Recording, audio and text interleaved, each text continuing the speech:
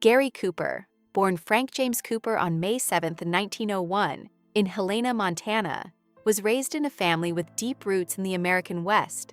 His father, Charles Henry Cooper, was a respected Montana Supreme Court justice, while his mother, Alice Cooper, was an educated woman who instilled a love for culture and refinement in her children. Growing up on the family ranch, Gary learned the values of hard work, self-sufficiency, and quiet strength.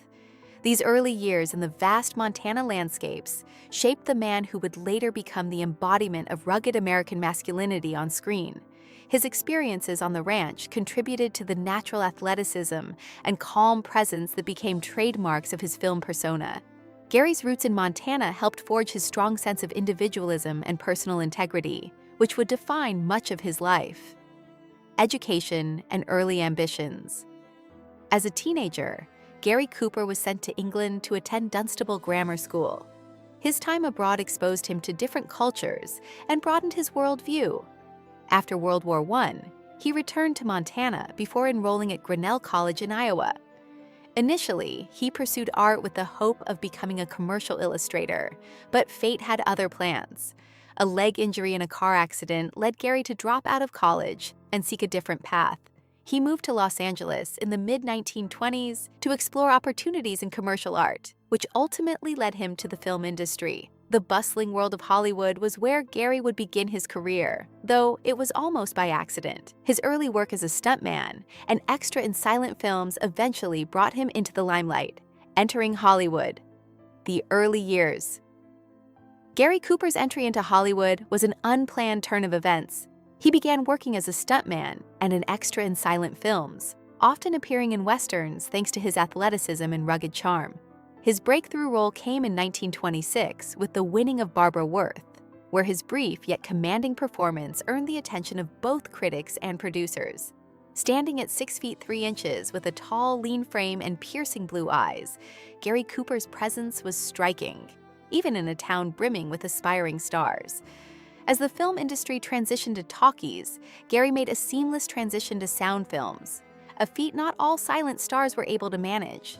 His role in The Virginia, 1929, one of the earliest successful talking westerns, helped establish the understated, emotionally resonant style that would become his signature.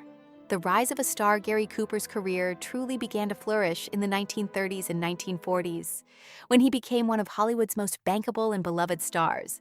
Known for playing heroes with humility, bravery, and moral integrity, Cooper became the embodiment of the American everyman.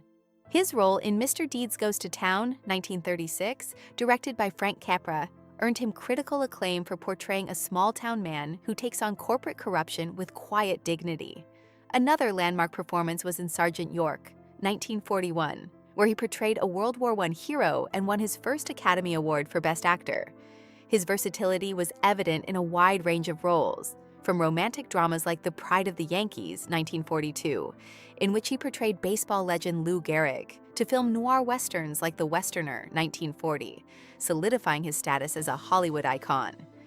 High Noon, a defining moment. Perhaps Gary Cooper's most iconic role came in 1952 with High Noon, a taut, suspenseful western that showcased his understated yet powerful acting. In the film, Cooper portrayed Marshal Will Kane, a lawman who stands alone against a group of outlaws when the rest of the town abandons him. The role was a masterclass in restraint and earned Cooper his second Academy Award for Best Actor. High Noon is also remembered as a political allegory, reflecting the fears of McCarthyism and the loss of individual freedom during the 1950s. Cooper's portrayal of moral courage in the face of adversity resonated deeply with audiences and cemented his legacy as a symbol of quiet strength and integrity in American cinema. The personal struggles behind the public image. As his career continued to rise, Gary Cooper's personal life became increasingly complex. In 1933, he married Veronica Balfe, an elegant woman from a prestigious New York family. Veronica, known by the stage name Sandra Shaw during her brief acting career, left Hollywood to focus on her family life. Together, they had a daughter, Maria Veronica Cooper, born in 1937.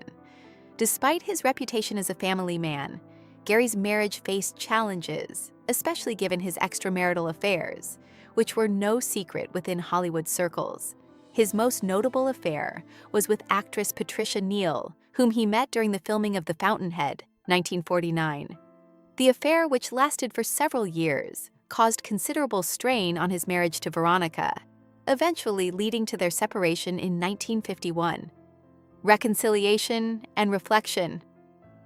After his affair with Patricia Neal ended, Gary Cooper faced deep internal conflict. Though he loved Neal, he could not bring himself to divorce Veronica, as he believed it would harm their daughter and conflict with his Catholic beliefs. In 1955, after several years of estrangement, Gary and Veronica quietly reconciled, resuming their life together. This reconciliation marked a significant turning point for Cooper, who began to reflect more on his personal values and faith. His spiritual reawakening, particularly as he faced declining health, played a key role in his final years. Veronica remained by his side, caring for him during his illness, while their daughter Maria kept close to her father. Their family bond, which had been tested by Hollywood's pressures, ultimately proved resilient. Health struggles and final years. By the late 1950s, Gary Cooper's health began to deteriorate. He was privately battling prostate cancer, which would eventually spread to his lungs and bones.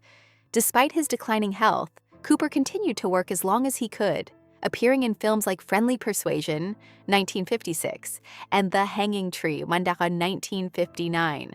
His final role came in The Naked Edge, 1961, which was released posthumously. Gary Cooper, known for his quiet strength and dignified presence on screen, faced his illness with the same stoicism that had marked his career.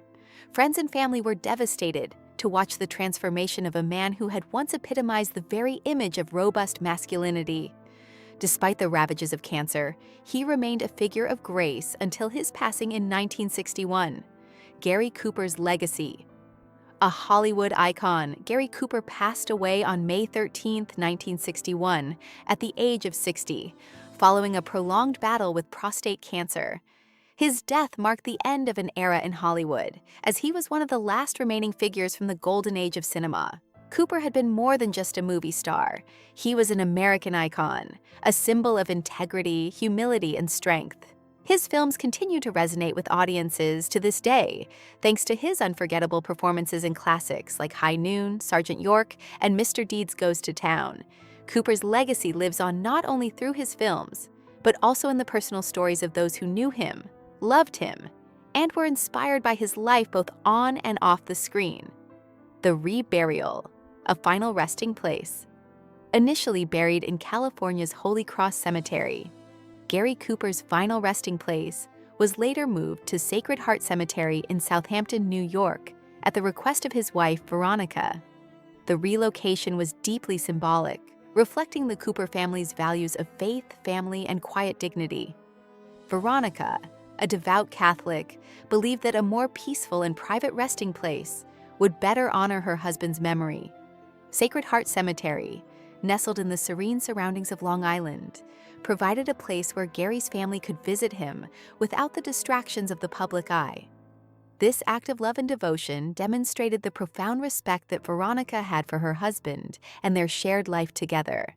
Gary Cooper, the man behind the legend. Gary Cooper was the quintessential leading man of Hollywood's golden era, a symbol of strength, integrity, and rugged masculinity. On screen, he portrayed characters who were calm, collected, and morally upright.